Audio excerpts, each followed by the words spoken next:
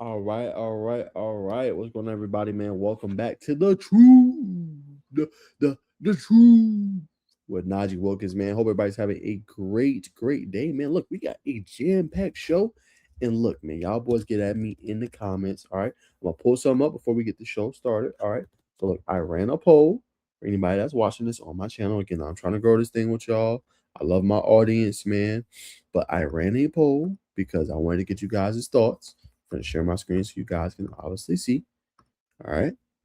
So again, please, y'all, interact with me. I'm gonna show my social media so y'all can get at me. I want to grow this thing. Look, y'all ran up the Georgia Tech Andre Fuller photo that I had, 10 plus likes in the comments. Shout out to y'all. Still trying to grow this thing. But look, I asked y'all, most of my subscribers are Georgia Tech fans. We'll tailor my content to that. We'll also cover Tennessee, Texas, Miami, Auburn from time to time. Y'all let me know what topics y'all want to see. And most of you guys said team specific. So I'm going to still include some college football news and the main news that we always talk about on the show.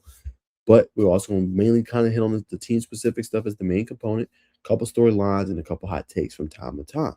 Now, remember, please, guys, get at me in the comments. Here it is here. I asked you guys, majority of you guys said Georgia Tech. Only 6% was Tennessee. I think that was 2 or 3 votes, and 1 was Georgia. Okay, so obviously I have to tailor my stuff to that.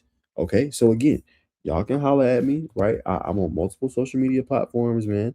Okay, so I'm gonna pull that up here in a second as we start the show.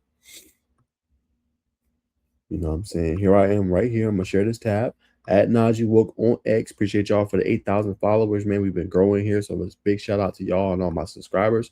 Y'all are awesome. And then obviously on on Instagram, excuse me, at Najee Wilk on all platforms. This is my social media handle at Najee Wilk. It's my brand, all that good stuff. So if y'all ever want certain content, please let me know. We will be on the channel every single Wednesday with the college football show. Okay. You guys can bank on that, guarantee it. We want to grow this thing. So any topics y'all want to see, please let me know. And while y'all are watching the show today, you got your cup of coffee, you're at home chilling, you know what I'm saying? You're watching me talk college ball.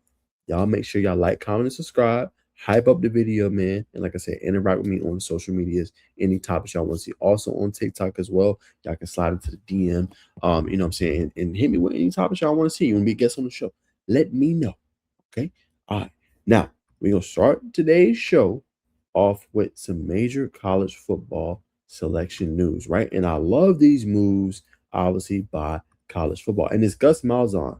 All right. Gus Malzahn and hold on, let me show you the screen. Gus Malzahn and Jed Tedford are going to join the selection committee for college football, right? And remember, Gus Malzahn is recently retired. He was just formerly at Florida State, won a national title in the 2010s as Auburn's offensive coordinator, along with Cam Newton. He will join former Cal coach Jed Tedford on college football playoff selection committee this spring, the CFP announced Monday. Arkansas athletic director Hunter Yurachek will return as the committee chair for the second season, and Louisiana athletic director Brian Magger will also join the group. 3 new committee members will serve 3-year terms and replace outgoing members Chris Alt, former head coach Jeff Long, and then a former longtime collegiate administrator and Miami of Ohio athletic director David Saylor, whose terms have expired. The additions of Brian Magger, Gus Malzahn, and Jed Tadford will introduce strong, fresh perspectives to the selection committee as we enter our 13th season, CFP Executive Director Rich Clark said in a prepared statement. Each brings a deep understanding of the game, a genuine passion for college football, and a commitment to integrity and excellence. Their diverse backgrounds as university leaders, recent coaches, and former student athletes will complement our returning members and allow for a seamless transition. All right. Now, that's all in a quote, and obviously it's a great story by Heather Dinish. What does this all mean, y'all? They're making changes. Some contracts are expiring, obviously. But I love that Gus Malzahn is obviously here. He's won a national championship before in his career. He's a well-known head coach. He's well-respected. We need more people that have played the game, more people that have coached the game in the college football playoff committee. We don't get debacles and things like that. Oh, should this team be in? Should that team be in? We get more of a fair game. And I think last year it was good. I like the all-inclusiveness, but obviously Tulane shouldn't have probably been in there. And then obviously, you know what I'm saying, having North Texas, you know what I'm saying, who obviously made their AAC championship game. They weren't in it. What was the other team? James Madison. I'm sorry, y'all. I'm tripping. Thinking of North Texas because Drew Mestemaker. But it was James Madison and Tulane, and they got ran out the building, right? So again, we still want to see the group of 5 teams, but we want to see the best of the best in this, I don't want to say term, but in this field, in this selection committee. And I think the additions of Gus Malzahn and Jeff Tedford, should be able to help resolve that with the expertise Malzahn has. how he's been able to coach. I think having him on the committee is going to only make it better and get the best teams into the CFP playoffs, which is what we ultimately want to see. All right. So I love the move. I think it's great for college football and will only get better. Now, we're going to be talking about Southeastern Missouri. What the hell is going on in Southeast? This is a crazy ass drill. All right. We're going to pull it up right now and we're going to talk about it. So a lot of people are in favor, some people ain't. We're going to talk about this viral video right here.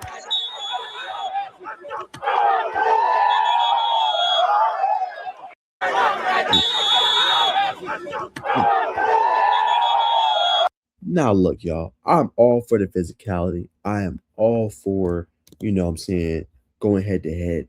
But, bro, this is not a good drill. You do not want your players to put themselves at risk right now in spring football, y'all. What are we doing, bro? How is this conducive or productive to success? I know people like, Nas, you got soft, or this game is, the game is already soft. No, bro. It's like, why do you have, three people trying to hit one player? When is that going to be something we see consistently, man, in college football? Come on, man. Like, that's first off, it's dangerous. Number two, it's not smart. And number three, you're battering, bruising your players before you even get to the next part. Now, this is a pretty good FCS program. I know last year they weren't very good. They went 4-8. They're trying to obviously instill some physicality, but they're usually a pretty good FCS program that makes the playoffs, goes pretty deep, and makes noise. But this is just stuff you don't need to see, man. Like, again, you want to see guys, duke it out. You want to see guys go head to head, but you don't need to see this in the spring, y'all. Like, what are we doing? We trying to injure people? We trying to hurt people? No, not the move, man. I don't like it. I'm not in favor for it, man. I think one of the worst drills, just not smart. You putting your players at risk and you're not helping them out for the longevity of their careers. I wasn't a fan of this drill. Be interested to see what the comment section says, but obviously some people were, some people weren't. Crazy to have the players obviously doing this and doing drills like this like it is 1995 and it's a different era. All right.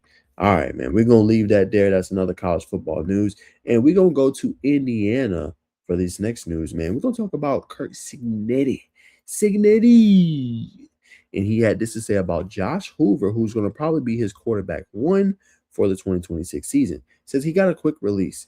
He's very accurate. He's a competitor. He's smart. And we're looking forward to obviously developing him.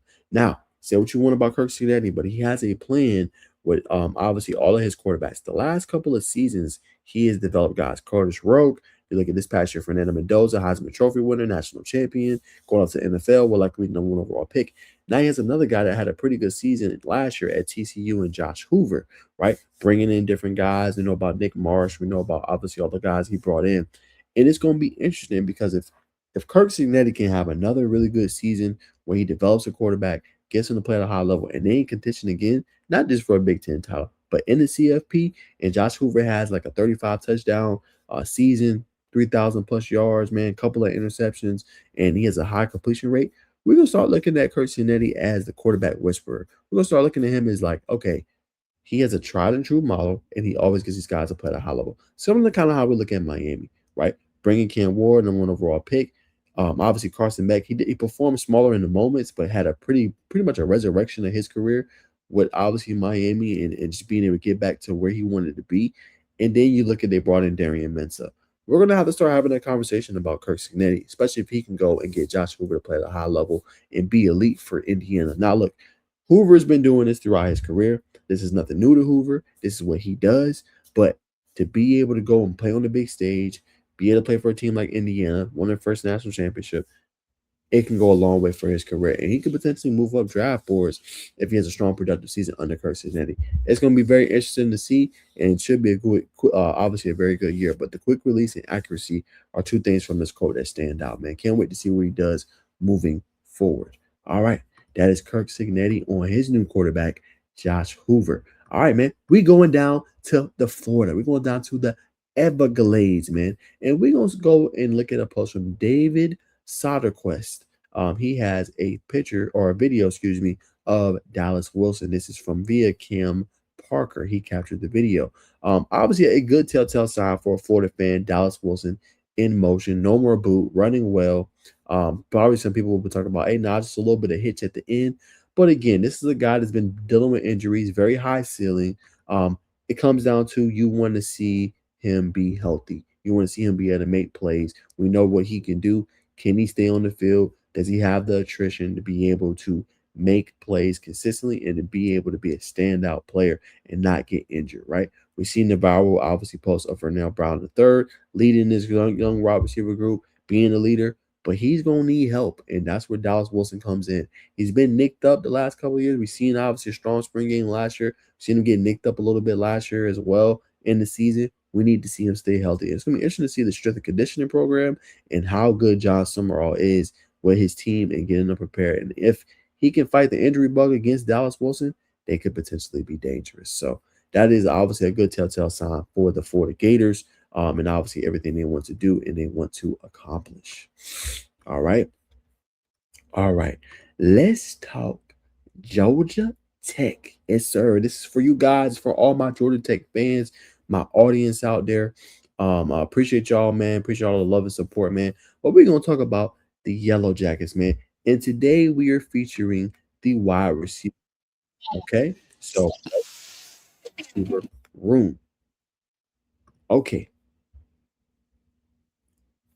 Let me pull up my share screen. I just want to give y'all something nice to look at because we had the wide receiver coach, Jafar Williams, in the building. Obviously, he has a lot of experience, guys, when it goes to, you know what I'm saying, Purdue, Rutgers, and coaching these guys, right? So what is the intel you guys are going to ask, right? Now, again, I'm not commenting on anything in terms of what I see in the spring practice. We're not, not doing that, not allowed to, but I will break down from quotes of what I heard from him, what he had to say, and what it all means, obviously, for the Georgia Tech Yellow Jackets, okay? So we're going to pull all that up and obviously the interview. And I'm going to pull up and bring the quote that he said about Jordan Allen that I think is very, very, very, very important, obviously, to the future of this room, right? His development, how good he's going to be, and how elite of a player he is. Okay, so let me obviously pull up that clip. I think it was around here, if I'm not mistaken. Okay, so what is my thoughts, y'all? Okay, so let me make sure I got all my notes good. Okay, so the big thing is, will this wide receiver room be good enough, right? We're just going specifically wide receiver, no other position group today, but wide receivers. Will it be good enough, right? The biggest question is, who will be wide receiver two? Okay, now look, we still don't know. Okay, we still don't know who wide receiver two is going to be. And as coach said throughout, obviously, the interview that you guys watched, he basically said, okay, there's no ones, there's no twos, there's no threes, there's no depth chart, essentially, right? Right now, you're just competing. And he wants high character guys, hard nosed, tough guys. He don't care your height.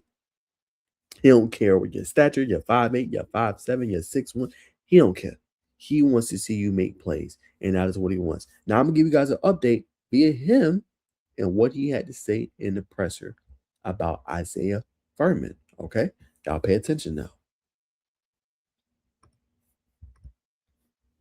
But they're not very they don't come around very often. Those guys.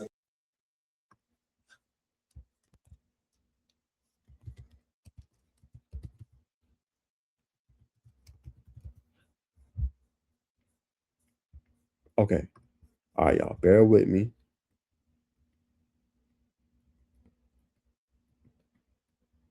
Because I want you guys to hear what he said about Fuhrmann, be it his own. Being noticed. Alex Fuhrmann, what's up? You came in the same time as Isaiah Fuhrmann. Just Perfect. I want you guys to hear this soundbite on Isaiah Fuhrmann and what he had to say about the potential wide receiver too.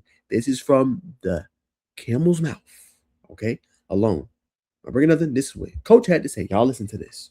talk about his, adding him to the roster, a bigger body receiver. How big is that for this room to get him this offseason? Well, we got to get him healthy. So I didn't get a real big sample size of Zay, but obviously watching film on what he's done in the past, to have a bigger guy hopefully into the boundary can help us.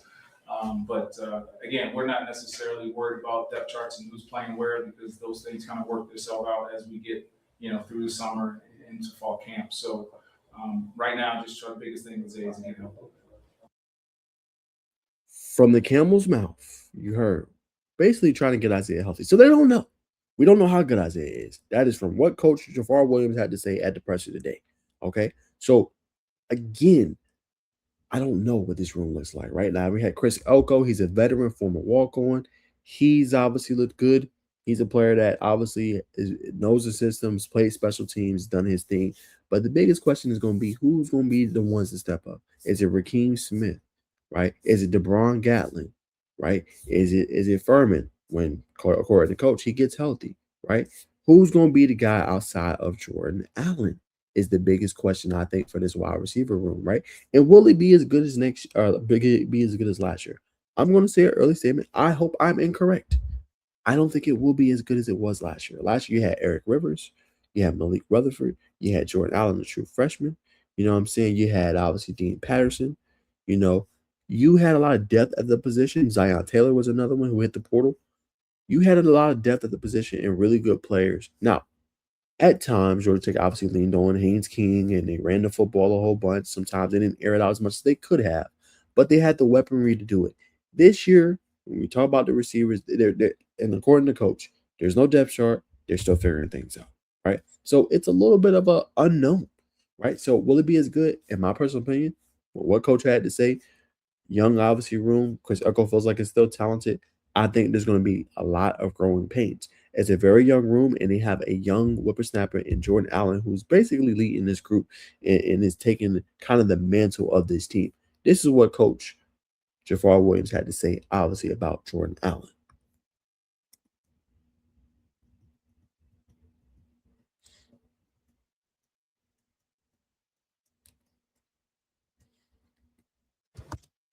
Took advantage of his opportunities last year, jumped up the last half of the season. What are you seeing from him this spring, and to see a guy that you can move around out there? Yeah, he's been able to absorb the information. So when you talk about the guys that can move around to multiple spots, he just kind of has that calmness to him that he doesn't panic. We had a couple mishaps out there today, but he's usually the guy that can fix things and fix formations. So I appreciate that. He kind of operates like an older guy, to be quite honest. But I love his demeanor. I love his attitude. I love how he comes to work in meetings. He's attentive. I think he's trying to be a leader, for the rest of the room. Even though we have a bunch of young guys, he's trying to take on some of that leadership role. So that's obviously being noticed. And there you go. That is the clip, obviously, on Jordan Allen. And again, a guy that's very high on. He's not going to get enough buzz as he should, but Jordan Allen is him. Jordan Allen can do a little bit of everything. And what I love is his versatility when he talked about it in his presser. He can play any of those positions, and he stays and reads the playbook. He can play X, he can play Y, he can play Z, he can play wherever you need to put him on the field, and even special teams. Bro is special, and he's not even the tallest player, maybe 5'9". You know what I'm saying? If that, right? So it's like outside of him, what other playmaker do you have? Are you gonna lean on your tight ends? Is it Kevin Harris? Is it Spencer Mermans? Is it Chris Corbo? Or will somebody else in that room step up? And right now it's unknown, right? I do believe that Coach Jafar Williams is going to have them boys ready to go. But at the same time, this is a new room, very young. What's going to have to happen here, y'all, is they're going to have somebody step up. Somebody's going to, whether it's a freshman, it's a veteran, somebody's going to have to step up in this room for this team to take that next step. Yes, you can run the ball with Justice Haynes and Malachi Hosley and Shane Marshall and JP Powell, but you're going to have to beat teams over the top. I have full confidence that Jordan Allen can do that. Kid is special. But outside of him, who else will step up? That remains a question mark, which is why I say the group, to me, still very early. It is only spring practice. You got fall camp, all that stuff coming up. Still a little bit of a question mark. So I would say right now, no. Currently, I don't believe this room is better than last year's room. They're going to have some growing pains, but we'll see obviously what happens in the development and up and downs. How do they navigate through that process? But we will find out. But that's what Coach had to say on several key members and several key players for obviously the Yellow Jackets. And I wanted to pose that question for obviously you guys. Okay.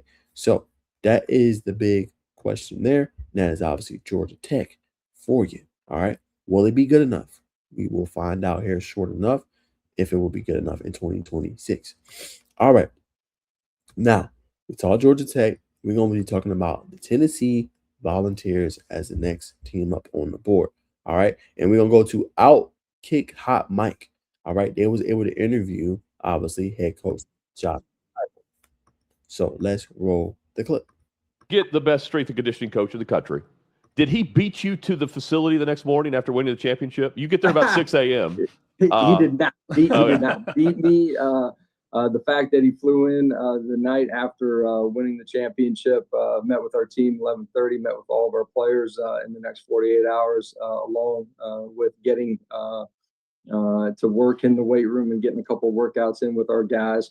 They did a great job, onboarding here, and some of his staff was already in place, before a couple of days before he got here. So, I'm a Tennessee grad. I follow the program closely. I'm obsessed with Derek Owings, and I'm obsessed with him for this reason. Everything you read about him, everything is so football specific to every bit of training. There's no wasted moments. There's no wasted motion. And to bring on a guy on staff that I feel like everyone should be doing this, but I don't think they are, to have a specific offensive line, defensive line, trainer, training option, strength coach, I think is super smart.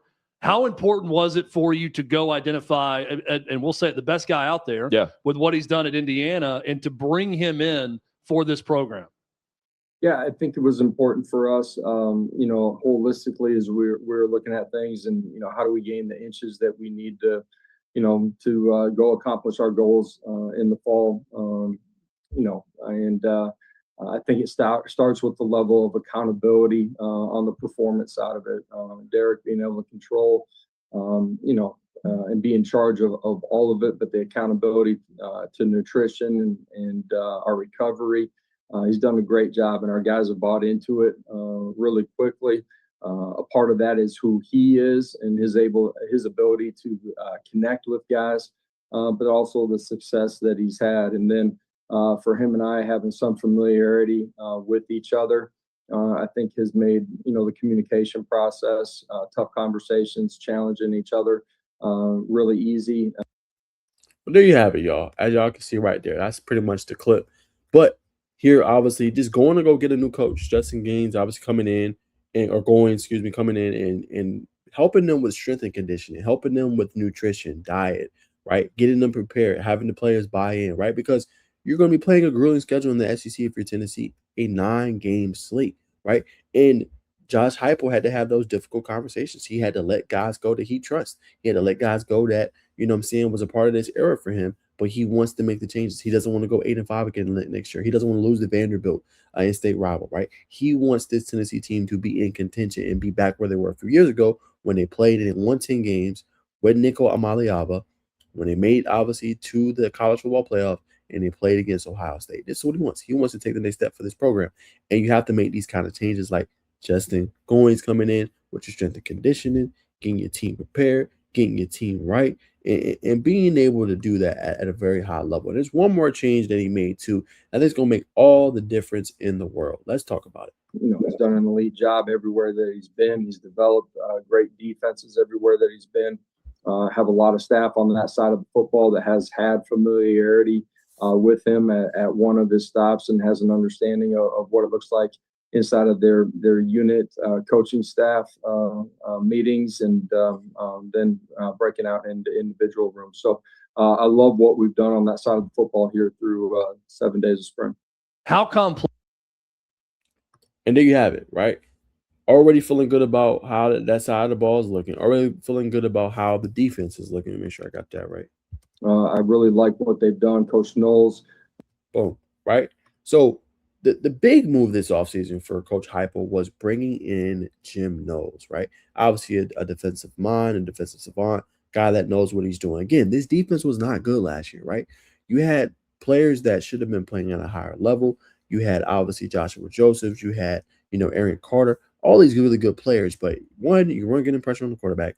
Two, your defense was giving it up, right? 35, 40-plus points against teams. Like, that game against Mississippi State, yes, they won. There's no way in hell Mississippi State with Blake Shapen should have scored that many damn points against the Volunteers, right? No way Diego Pavia, a one-man wrecking crew, essentially, should have dogged them how he did in Knoxville, right? So, Coach Heupel had to take a long look at himself in the mirror.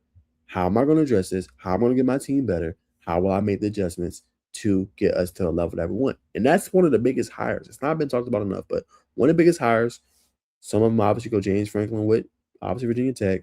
Matt Campbell probably going to Penn State. But one of the biggest coordinator hires outside of Chad Morris and maybe Clemson is this one right here.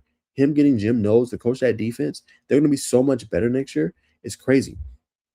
And they've already recruited at a high level with Tennessee, with the Vols. So you know this defense is going to be something special. You know it's going to play at a high level. And you know they're going to be locked in and loaded.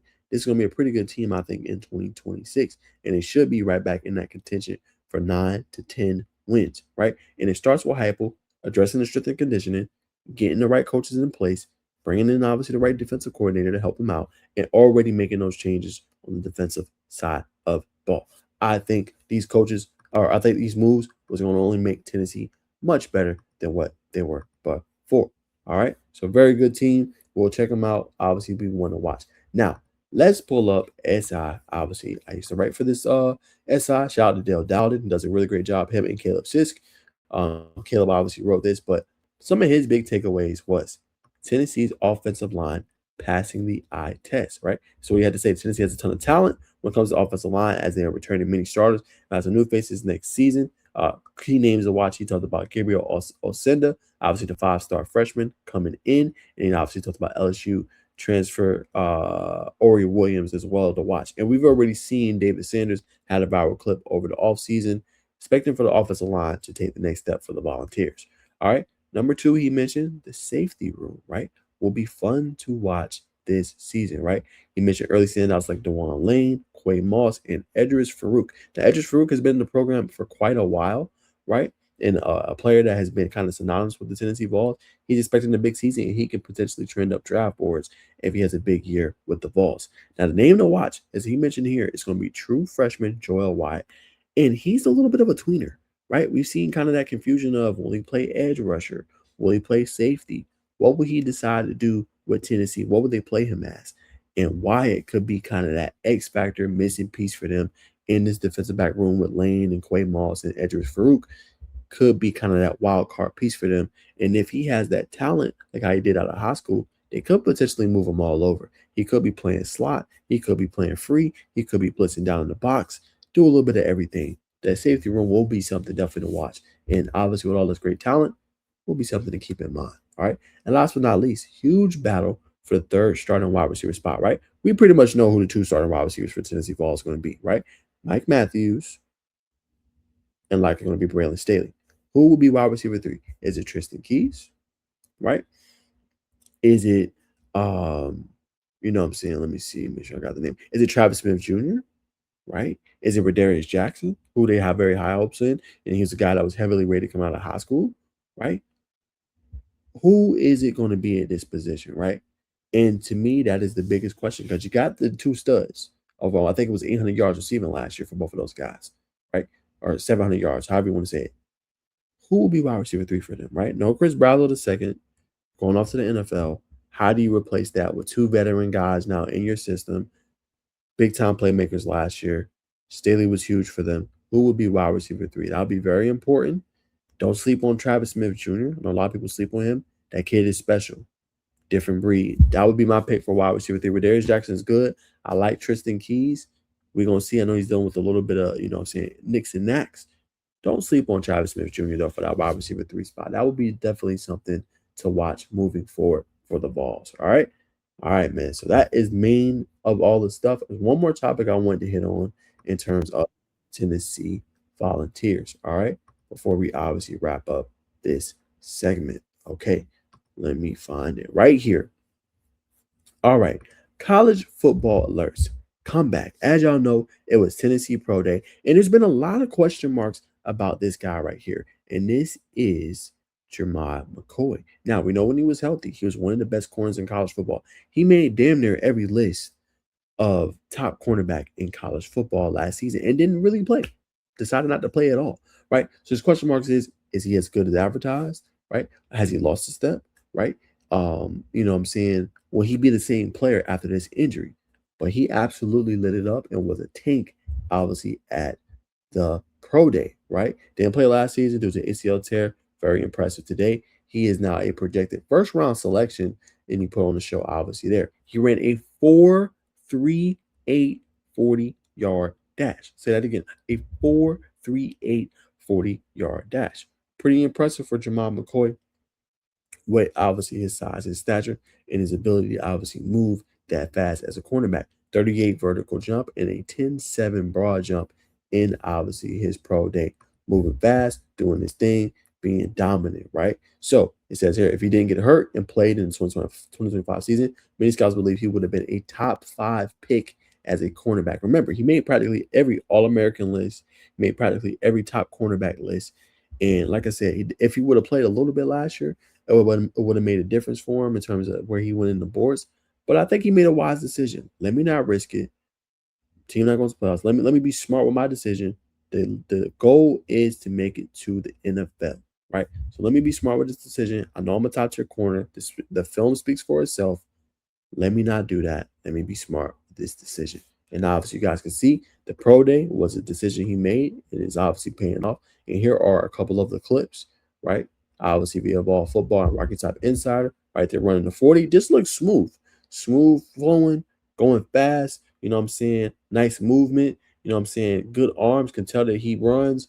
And obviously, can tell that he has really good movement and good, obviously, size and stature to him. And here he is in DB drills, just moving quick, turning the hips, good torque, nice strong hands, and just moving real super duper fast, man. And just looks natural, if I'm being honest, right? Doesn't look like he lost a step. Looks like he's staying in phase and looks like a guy that's going to be able to make plays at the next level, man. So it was a very special showing for obviously Jamal McCoy. And we'll see obviously what happens, what team's going to take a risk on him. My Bengals at number 10. I like Jamal McCoy. I don't want them to take him at 10. I'd rather us take, Sonny Styles or Caleb Downs or a Ruben Bain Jr. But this is going to be definitely a diamond. I don't want to say diamond in the rough because the kid is good, but I'm going to say whoever finds him is definitely going to be getting the gym because a lot of people are going to sleep on him because, oh, he got hurt, ACL injury, not the same player. But I really think Jamal McCoy is going to make a difference at the next level. And his pro day showed he can play. He's that guy. Better stop sleeping on him, man. So I wanted to bring that up. That is it for the Tennessee coverage of this segment, team specific. And now we're going to move on to the Texas Longhorns before we wrap up, obviously, the show. All right, Texas Longhorns. Let's talk about it. Sark. That's what I call him now. Sark. All right. He said, I did a video on this. All right. He says the team has a different feel in 2026. I would probably say for the first time, I feel like we have top level talent across the board, position by position, both sides of the ball. But yet, we also have depth across the board. And like I said, that depth is attributed to how we use the portal, how he brought in obviously these guys in the 2026 class, Tyler Atkinson's, right? Guys that didn't play a whole lot last year that should have bigger roles this year. You look at every position from top to bottom, this team got better. What they did in the portal, dressing the offensive line, right? Running back room is a lot better with Hollywood Smothers and Malik Brown. Brought in the number 1 wide receiver in Cam Coleman. You got a young true freshman receiver that looks like he's going to be a dog and a problem. You brought back Ryan Wingo, right? Defensively, you got Colin Simmons, right? You got obviously Grayson Little, who burst to the scene last year as a cornerback for you, slot cornerback. You got everything you need to be special. No Michael Taft, of course. We'll see how the safety room ends up looking. But you have everything you need. You made the necessary changes. You went and got Will Muschamp. You went and got Blake Gideon as a defensive analyst. You made the moves necessary to get this team to where it needs to go. So to his point, it should be a different feel. Texas should feel better going into 2026, and they should be in full contention for a CFP playoff spot, and they should be in contention for the potential national championship. They have everything they need. They paid the money, use the portal to their advantage. They should be a playoff team in 2026. Anything besides that is a failure for Texas. You know what I'm saying? Just got to put it out there. Just got to be 100% honest. It would be a failure. You don't make those moves unless you're trying to win, and you're trying to win now. It is time for Texas to get back on the map. And to this point, it is a different field. You got depth, top level talent. No excuses this year for Texas. You should be an elite team this upcoming year. All right. Now, last thing on obviously the Longhorns. I want to talk about what Sark had to say about the true back. He's was, and his name is Derek Cooper, another standout player. We'll see if he can carve out a role. Might be running back 3 for this team, but we'll see what he's going to be able to do this upcoming year. This is what Sark had to say about him.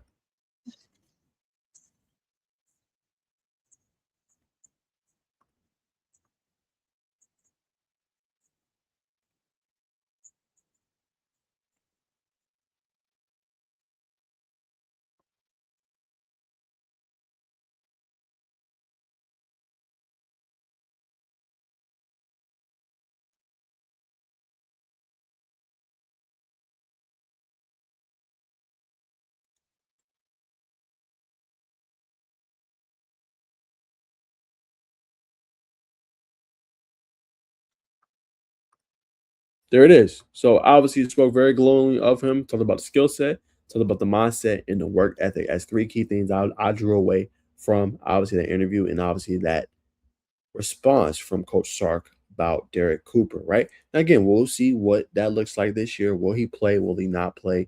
Right? But again, he talked about him obviously missing the blitz package or the blitz in the red zone. Obviously, things that'll happen for a freshman. But again, a guy that has the work ethic, the mindset, and the skill set to kind of differentiate and separate from the best. If Derek Cooper is as advertised, excuse me, and if he is that type of caliber of a player, you might got something on your hands if you're Texas, because then you got three backs: Hollywood Smothers, Malik Brown, and then you got freaking Derek Cooper. That's a nasty three-headed monster potentially for SEC defenses. And you already know Derek Cooper is going to be fresh because those other two guys are going to get the majority of the bulk of the carries. And they might even use him in different situations because they said he can catch the ball at the backfield. He's versatile, do a little bit of everything. Spoke very highly of him. So it's going to be interesting to see how much he sees the field in year one for, obviously, the Longhorns, man. So that is all I got, man, in terms of obviously team specific. Like I said, I'm going to tailor it around those teams. Obviously, my Miami Hurricanes, from time to time, I'm going to try to tailor my coverage around them as well. My favorite team, I got to put them in here. But that's how we'll basically do it, man. We'll do college football news to kind of start us off. Any big headlines, we'll get into those. Probably won't be too many topics, a couple, 3 or 4, any big upsets throughout the year, stuff like that. Then we'll get into obviously some team-specific news, losses, news we're hearing, blah, blah, blah. We'll hit those main 3 teams, man. Georgia Tech, Tennessee, Texas. We'll throw Miami in there. If y'all want me to see me cover more teams, again, I showed y'all at the beginning. I follow my social medias to obviously let me know. And then we'll end with some game predictions, man. We'll go through probably like top 10 games, and Najee Wilkes' top 10 games this upcoming weekend. And I'll give an analysis, prediction, who I have winning, my thoughts, break it all down, and probably the final segment of the show. And I think that'll probably be the branding of how we do it. But appreciate you guys as always, man. Make sure you like, comment, subscribe. We're trying to grow this thing. Any topics y'all want to see, holla at me in the DM. I will see you guys in the next one. Enjoy the rest of your day. Till then, it's just the truth. Peace.